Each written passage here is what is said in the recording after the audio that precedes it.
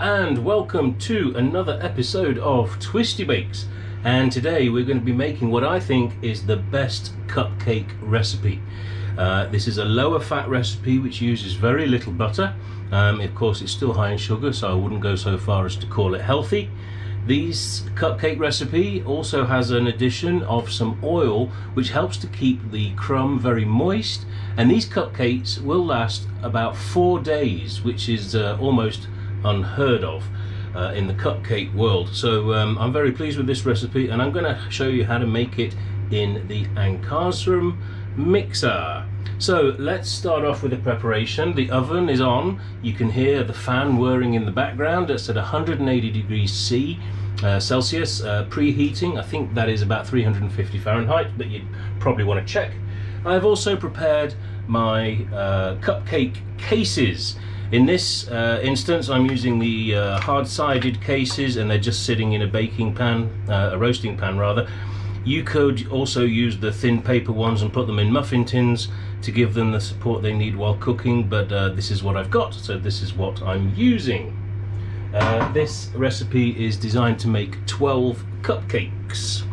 So let's go through the ingredients. We have 150 grams of plain or all-purpose flour. Now, you might be familiar with using self-raising flour in your recipes, but I find that I don't want to keep plain and self-raising in my pantry, so I just keep the plain. And then to this I've added 1 1/4 teaspoons of baking powder. That's not baking soda, baking powder. Make sure that your baking powder is fresh, and you can do that by dropping a teaspoon into a cup of boiling water. If it froths up and gets lively, then you know your baking powder is good. And also I've put in a generous pinch of salt, about 1/8 teaspoon. So 150 grams of flour, 1 1/4 teaspoons of baking powder, and 1/8 teaspoon of salt. That's sieved and then whisked slightly, just to incorporate those. That's my dry whisk. Then on the wet side we have 2 large eggs. We have 150 grams of caster sugar. That's fine sugar, not powdery confectioners or icing sugar, just the finer than granulated sugar.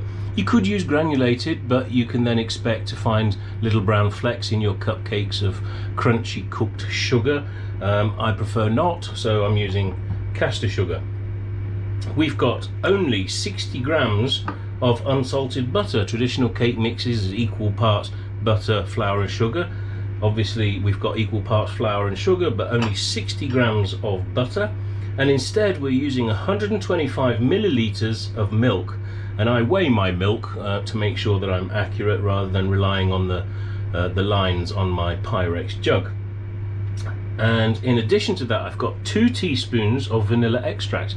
You may have had cupcake recipes in the past that called for 1/2 or 1 teaspoon, and sometimes you might have made cakes where it felt a little bit too vanilla-y, but trust me, 2 teaspoons is correct for this recipe. And also I have 2 teaspoons of vegetable oil. In this case it's canola oil. And with the ingredients out of the way, let's get on. As I mentioned, the oven is on at 180 degrees, 180 Celsius that is, or 350 Fahrenheit. The dry ingredients are whisked together. The next thing to do is to add the butter straight into the milk. And the beauty of this recipe for me is that the butter does not need to be soft. So you don't have to sit there waiting for half an hour, waiting for your butter to come up to room temperature. It can be straight from the fridge. We're going to take that and it's going to go straight into the microwave. I find that 2 minutes at 900 watts in the microwave is exactly right. At that point the butter is melted, and you'll see the surface of the liquid frothing on top. You do not want it to boil.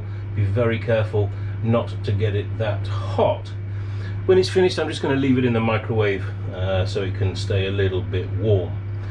So now comes the eggs, and we're going to tip those into our Ankarsrum. I have the 2 whisk attachments on here. This is a very liquid batter, so there will be no struggle for the motor on the Ankarsrum.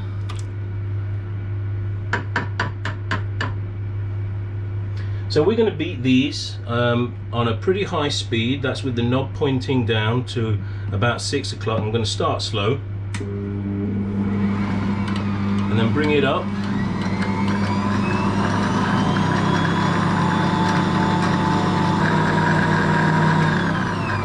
And now that the eggs are beaten, we're going to add the sugar with the machine running. We're going to add the sugar quite slowly, and then we're going to beat until the mixture is tripled in size. Now, with a traditional stand mixer like a K-Mix, a Kenwood, Chef, or a KitchenAid, that'll probably take you around 6 minutes or so. With the Ankarsrum, of course, although we have to put up with the little knob in the middle of the bowl, we do get 2 balloon whisks, which means double the work, and we should see a triple in volume in much less time, maybe only 3 or 4 minutes. So let's get on with that.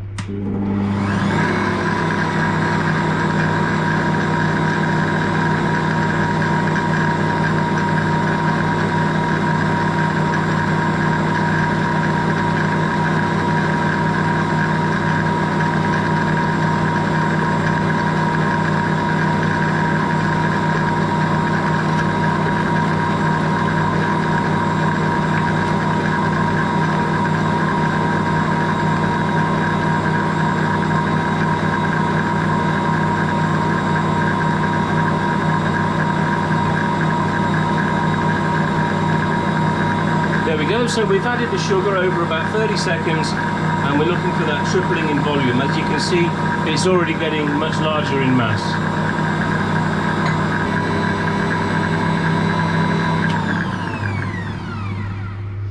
Okay, so we're back after 4 minutes and we've got that increase in volume that we were looking for. And next step is to add the flour, and we do this step very slowly. But we want to add the flour very slowly, but we don't want to hang around here, because as we add the flour, of course, it's got the baking powder in. It's going to react with the acids, and at that point the bubbles will start forming. So from now on, don't stop, don't dilly-dally, get on with it right through to getting your cupcakes into the oven. So we turn it all the way down to 1, get the mixer running, and add the flour. As soon as that spoon of flour looks like it's beginning to disappear, we can get on with the second one. Just give it a couple of revolutions to start mixing that in, and keep adding.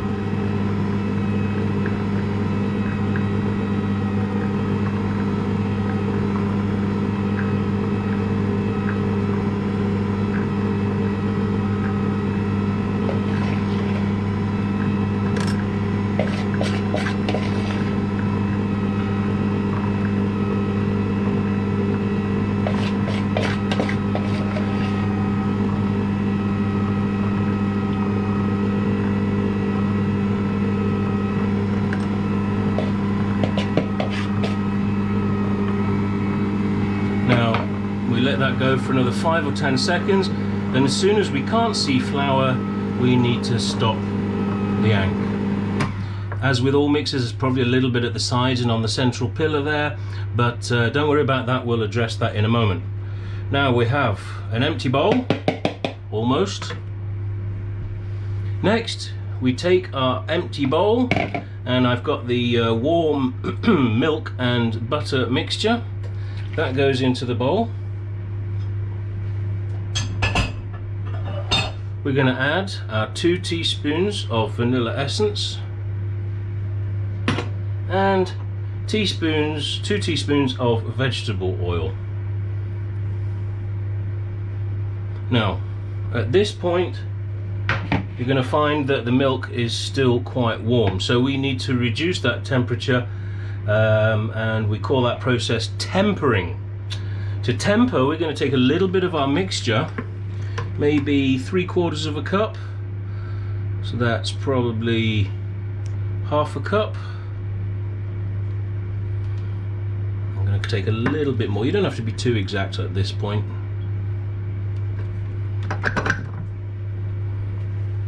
And with a balloon whisk, we're just going to incorporate all of those ingredients together.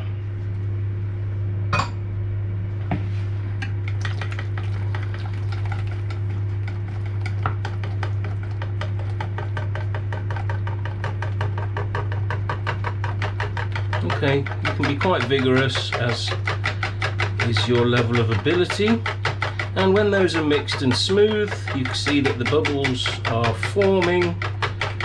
It's going to look a little bit foamy, and there's nothing lumpy or solid in there anymore.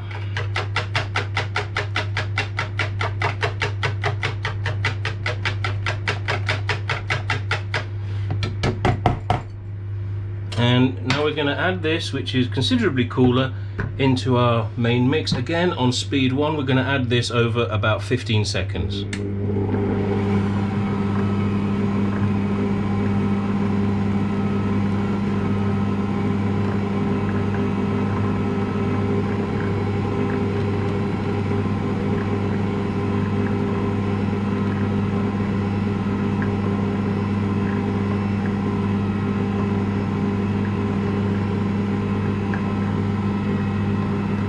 And that is our full mix, and now we're going to stop the machine, and this is our opportunity to scrape down the bowl. Just getting into the central pillar there to make sure that there's no pockets of flour or anything else. That looks good.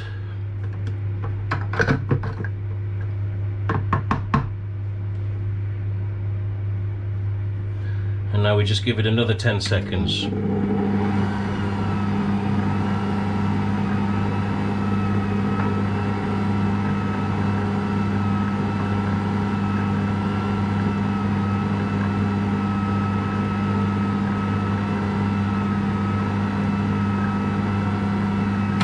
And that is it. At this point, the batter is very smooth and it's very pourable, which is what's going to give us that lovely evenness in our cupcakes. So we can take our bowl and we can take our cupcake liners, and I use a 1/4 cup measuring spoon, which I find to be almost perfect for dosing into my cupcake liners. Trying not to spill it everywhere, but I'm not very good at that. Now, in my small Hong Kong apartment, I cook with a tabletop oven. It is capable of high temperatures, but it is a fan oven in convection mode, and there's no opportunity to turn off that fan. And as many of you will know, cooking cakes in a fan oven can cause some problems and some changes to the shape of the cakes. Indeed, I sometimes get waves forming on the top of my cupcakes, especially the ones in the middle of the pan. So do experiment. You may find that placing a baking sheet vertically in front of your fan is something that can help you reduce that air movement. But of course, you will also need to be very careful to make sure that you're getting up to the correct temperature of 180 degrees Celsius.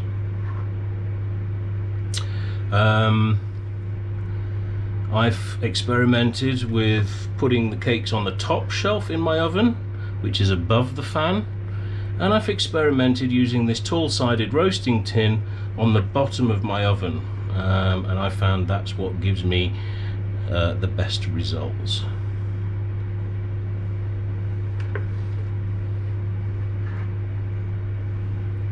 So after we've dosed out into the cupcake cases, I am left with a little bit in the bottom of the bowl, so I could make a baker's dozen if I were so inclined, but we're going to leave that there. Space these out a little bit, and these are going to go straight into the oven, and we're going to cook these for 22 minutes, which will give us a nice golden appearance. So we'll come back and see how they look in a little while. And here we go. fresh from the oven and piping hot. Here are the cupcakes. I have experienced a little bit of waving, which is a bit annoying, but some of them in the middle are not too bad. They're domed nicely above the top of the cupcake case. These are quite tall cases, as it happens. You will probably have better results if you have a convection oven that has a mode that doesn't use a fan and just uses still heat. If you do make this recipe, please share photos so that I can see how well you got on, and let me know if you enjoyed the taste. The addition of the oil means that these will keep stored in an airtight container for up to 4 days on the countertop. If you live in a very hot or humid climate, you might need to refrigerate them, but that does tend to dry them out a little bit, even in an airtight container. I hope you enjoyed this lower fat cupcake recipe made in the Ankarsrum. This is TwistyBakes signing off.